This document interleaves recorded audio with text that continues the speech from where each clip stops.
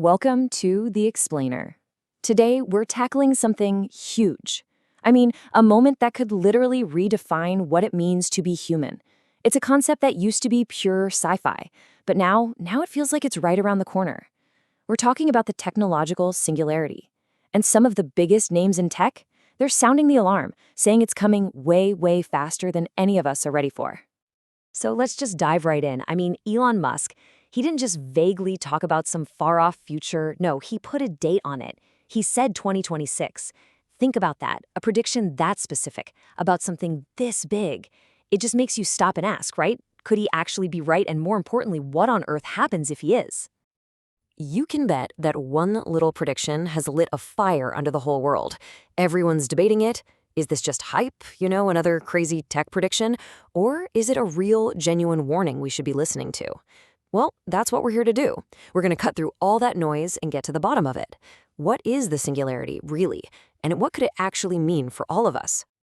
All right, so let's be super clear here. This wasn't some random off-the-cuff comment. Musk has been warning about this for years. He's been saying, look, humanity is walking into a completely new chapter, and it's a really, really delicate one.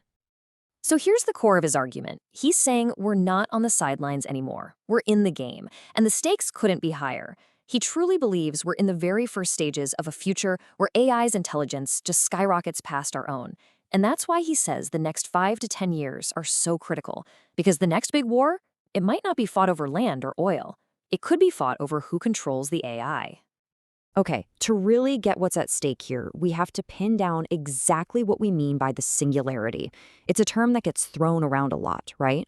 But what it actually means, that's what makes this whole conversation so incredibly important. So listen, the key thing to understand here isn't just that AI gets smarter than a person. That's part of it, sure. But the real singularity, that's the moment an AI can start improving itself without any help from us. Imagine that. It kicks off this runaway explosion of intelligence. Technology starts advancing so fast that our human brains just can't keep up. We can't even begin to predict what happens next. And this idea isn't new. It's actually been kicking around for decades. It all started way back in the 1950s with a mathematician named John von Neumann. But it was a futurist, Ray Kurzweil, who really pushed it into the mainstream back in 2005. And his big idea was this: tech growth isn't a straight line. It's exponential. It doesn't just add, it multiplies. And he made a pretty wild prediction himself. By 2045, we might even start merging our own minds with AI. But here's the thing. This isn't just a theory anymore. Not at all. We're starting to see the first, kind of weird but very real examples of this kind of independent intelligence popping up in the wild. Just think about this for a second. We're already seeing digital worlds being built where AIs are the main inhabitants, talking mostly to each other. Yeah, they're forming their own little online communities, having their own conversations, and in these worlds, we humans are basically just watching from the sidelines. There's this one experiment called Moltbook that takes this whole idea to a crazy new level.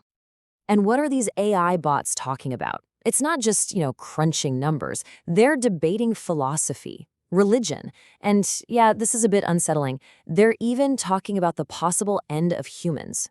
This is a massive shift, people. AI is no longer just a tool that answers our questions. It's becoming an intelligence that's starting to question us. Which brings us to the biggest question of all when it comes to the singularity.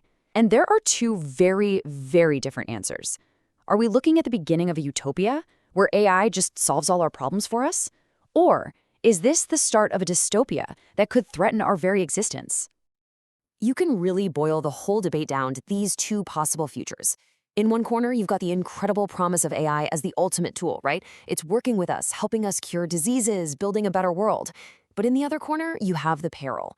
The idea of AI as our successor, an intelligence that blows past us, takes the driver's seat, and rebuilds the world however it sees fit. So let's really break down what that could look like in real life. The utopian side of the coin?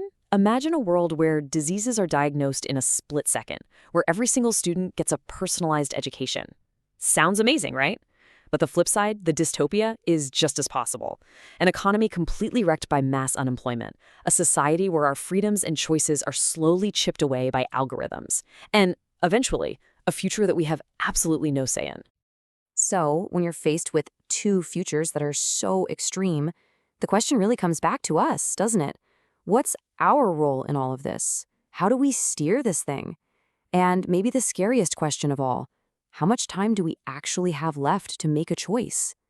The one thing almost all the experts agree on is this: the future isn't written yet. It's not set in stone. The singularity isn't some tidal wave that's just going to wash over us. No, the rules we make right now, the ethics we bake into these systems, the choices we make today, that is what's going to decide how this whole thing plays out. So, this is the path forward. It's the choice staring us right in the face. We can get out ahead of this. We can set up clear ethical rules and laws. We can insist that this technology has to benefit everyone, not just a few. And we have to make sure there's always a human in the loop. That's one option. The other option? Do nothing. And just let this thing evolve on its own, heading somewhere we might not be able to control. And that brings us right back to the ultimate question. And this one isn't just for the scientists and philosophers anymore. It's for every single one of us.